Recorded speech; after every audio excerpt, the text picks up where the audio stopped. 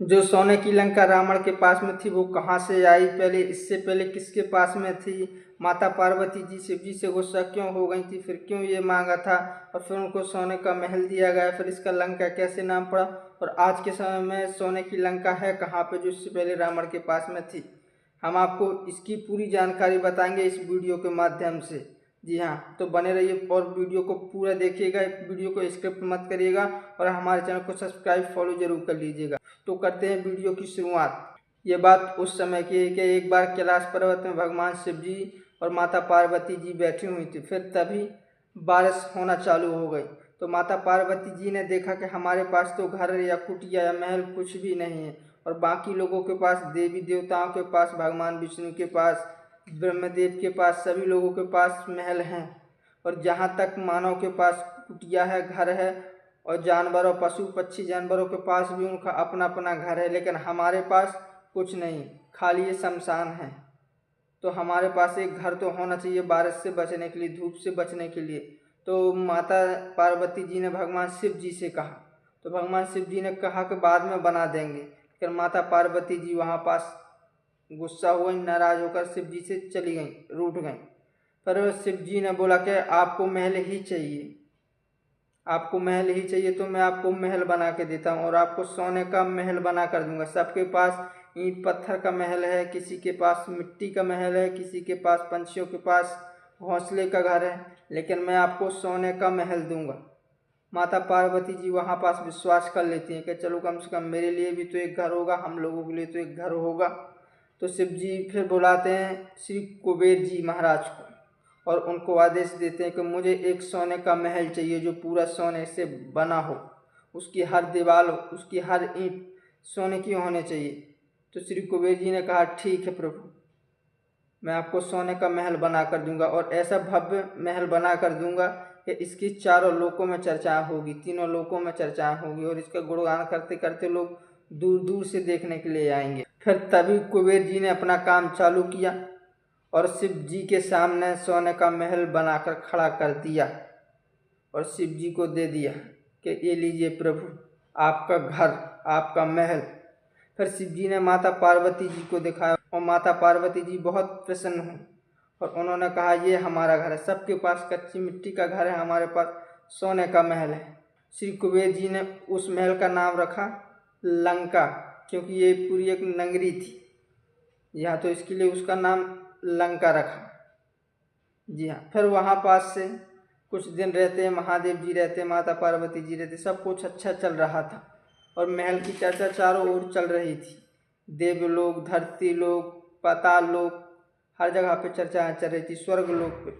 जब ये चर्चा चल रही थी तो लोग, देवी देवता, सब लोग आकर देख रहे थे कि सोने का महल कैसा, सोने की लंका कैसी, और सभी लोग आकर प्रसन्न होते और उसकी प्रशंसा करते सोने की लंका की। तो माता पार्वती जी बहुत खुश हुआ करते थे, लेकिन शिव जी अपनी मस्ती में मगन थे, भजन में मगन थे कि चलो कम से कम एक महल बना कर देती है तो माता पार्वती जी खुश तो रहेंगी, और खुश भी थीं। लेकिन फिर आता है असली कहानी में ट्विस्ट।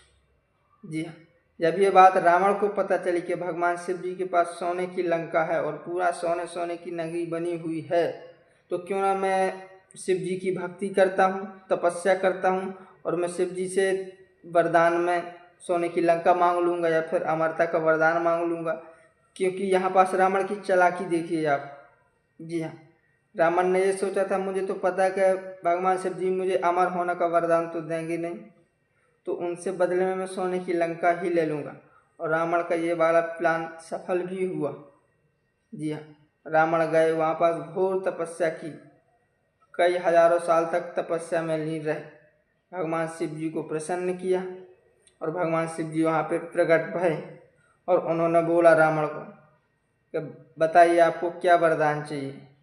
तो रावण ने जो अपना प्लान बनाकर आया था, रावण ने वही बोला कि प्रभु मुझे अमरता का वरदान चाहिए कि मैं अमर हो जाऊं। तो भगवान शिव जी ने कहा अमरता का वरदान मैं नहीं दे सकता, मैं सृष्टि के नियम के खिलाफ नहीं जा सकता हूँ, और कुछ वरदान मांगो। तो रावण ने थोड़ा देर सोचा और बोला कि प्रभु आप मुझे अमरता का वरदान देना नहीं चाहते तो मत दीजिए, लेकिन मुझे कुछ ऐसा दीजिए ताकि उसका नाम मेरे मरने के बाद तक उसका नाम अमर रहे। तो भगवान शिव जी ने सोचा कि मेरे पास ऐसा है क्या ताकि मैं अपने भक्त को दे दूँ और मेरा भक्त उससे खुश हो जाए और नाराज भी ना हो। तो रावण ने फिर वहाँ पास बोला कि प्रभु आपके पास एक सोने का महल है, सोने की लंका है, मुझे आप वो दे दीजिए, मुझे अमरता का वरदान आप मत दीजिए, आप नहीं दे सकते तो आप मुझे सोने की लंका दे दीजिए। तो शिव जी अपने भक्त को कैसे नाराज कर सकते थे, तो उन्होंने कहा तथास्तु। जब उनको सोने की लंका रावण को मिल गई, रावण का प्लान सफल हो गया। और जब रावण लंका लेने के लिए कैलाश पर्वत की ओर जाते हैं तो माता पार्वती जी बाहर बैठी थी। तो उन्होंने उससे आदेश लिया माता पार्वती जी से, और जब ले जाने लगे तो माता पार्वती जी ने पूछा कि आप हमारा घर लेकर क्यों जा रहे हैं। तो भगवान शिव जी ने कहा कि मैंने इसको वरदान दिया हुआ है। तो माता पार्वती जी ने बोला कि अपना घर कौन वरदान में देता है, अगर आप इसको दे देंगे तो हम रहेंगे किस में। आप ही बताइए कि यदि आप ही अपना घर किसी को दान में दे देंगे या फिर रहने के लिए दे देंगे तो फिर आप कहाँ रहेंगे। तो माता पार्वती जी को ऐसा ही लगा। तो शिव जी ने कहा हम आपके लिए दूसरा बना देंगे, ऐसी दूसरी सोने की लंका बना देंगे। लेकिन माता पार्वती जी अपनी जिद पर अटी रहे। तो भगवान शिव जी ने किसी प्रकार से मनाया और रावण को सोने की लंका ले जाने के लिए दिया। कि माता पार्वती जी ने एक बात पर मानी, मुझे लंका ही चाहिए और कुछ नहीं चाहिए, चाहे मुझे इसके लिए कितने साल ही प्रतीक्षा क्यों ना करना पड़े, और मैं करूँगी। फिर जब वहाँ पास से रावण लंका को अपने राज्य में लेके गया और वहाँ पास लंका की स्थापना की और अपने राज्य का नाम सोने की लंका रखा। जैसे हम आप सब जानते हैं सोने की लंका, जी हाँ, ये वही लंका थी जो कुबेर जी ने शिव जी को बना कर दिया था माता पार्वती के जिद होने पर। यह ये वही लंका थी। फिर बाद में जब लंका दहन होता है, बजरंगबली जी करते हैं, शनिदेव की कूट दृष्टि पड़ती है, सोने की लंका जल जाती है। इससे पहले सोने की लंका जलती नहीं। आपने नहीं देखा होगा सोने में कभी आग लगती है, नहीं लगती है। शनिदेव की कूट दृष्टि से लगी थी आग, और फिर वही की वही लंका फिर जाकर माता पार्वती जी को कैलाश पर्वत पे जाके मिली। उस सोने की लंका पता नहीं कहाँ है, क्योंकि मैं कोई हूँ तो नहीं। मुझे जितना जानकारी थी, जितना मैंने रामायणों में पढ़ा है और जितना लोगों से सुना है, वही आप सबके सामने मैंने शेयर किया हुआ है। ये थी पूरे सोने की लंका की कहानी।